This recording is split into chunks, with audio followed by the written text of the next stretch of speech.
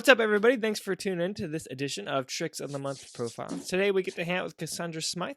Cassandra, I was wondering if you could tell us a little bit more about yourself, where you're from, how long you've been spinning poi, and what you're most excited about when it comes to poi right now. Hi, I'm Cassandra. I'm from New Mexico, Santa Fe, New Mexico. I live in California now.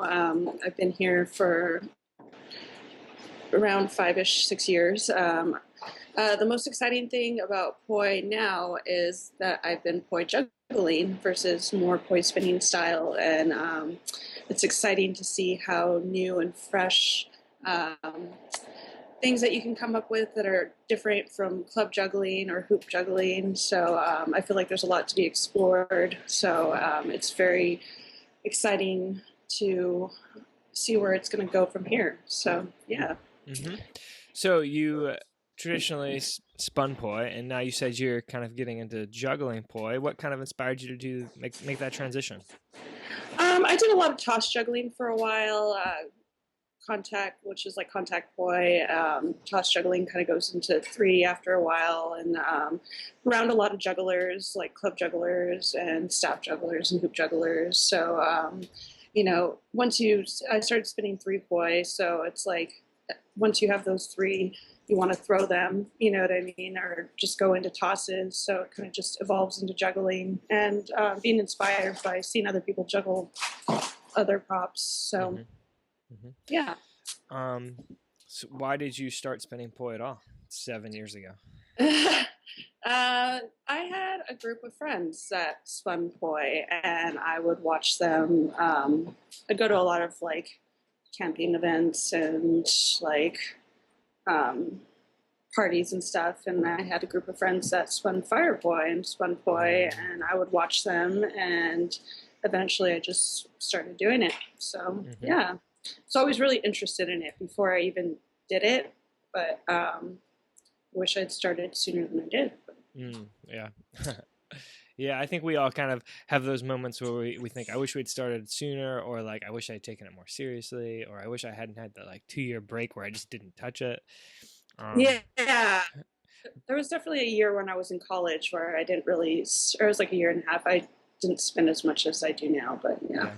Yeah, but we were just becoming human beings, so it's probably good that we don't spend all of our times on our hobbies. How would you say that spinning poi has kind of affected your life overall?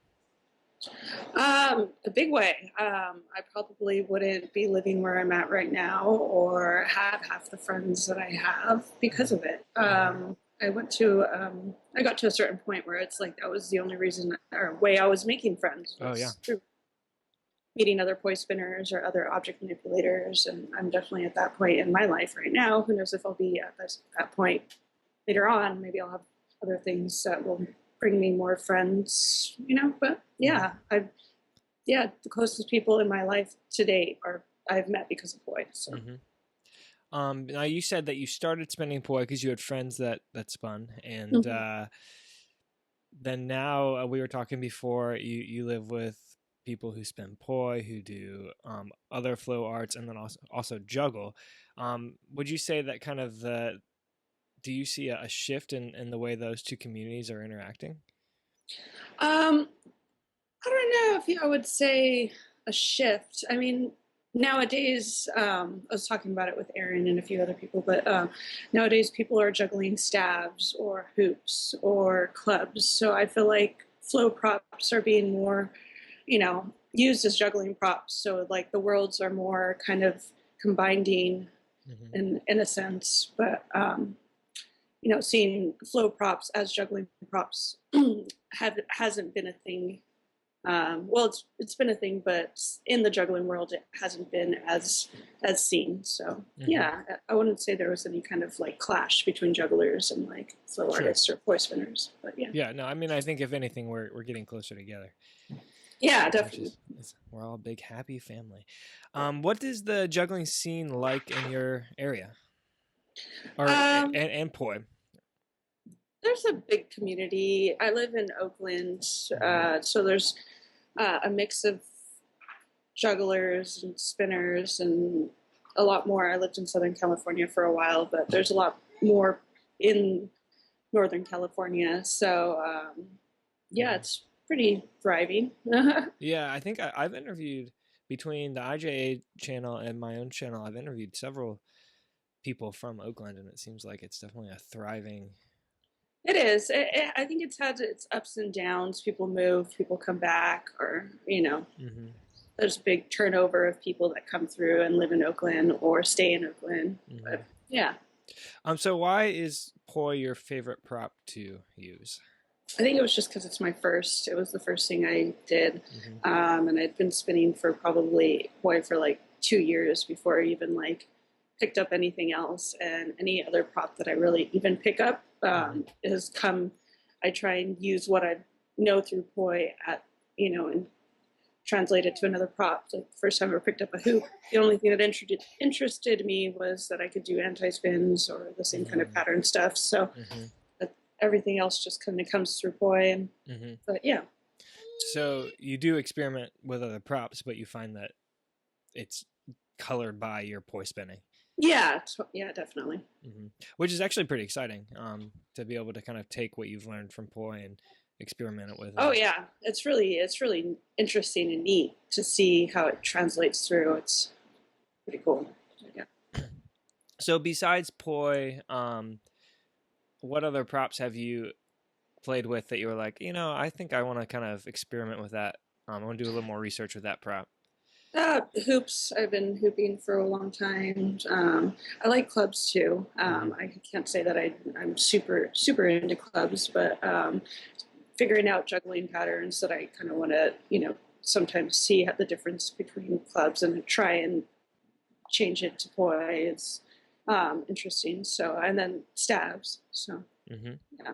Last question for you. What were you trying to communicate through your Tricks of the Month video, or what did you want people to walk away with?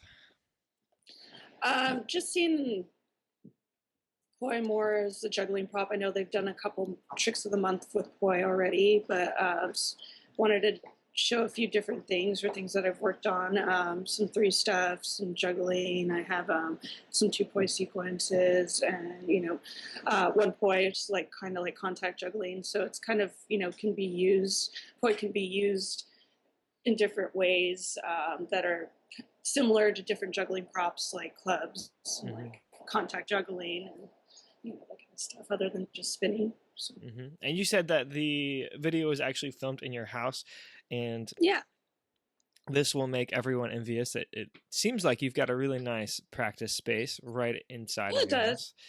It's nice. Yeah, there's a few other. I live in kind of a warehouse, so they have different like practice units. So Okay, yeah. yeah.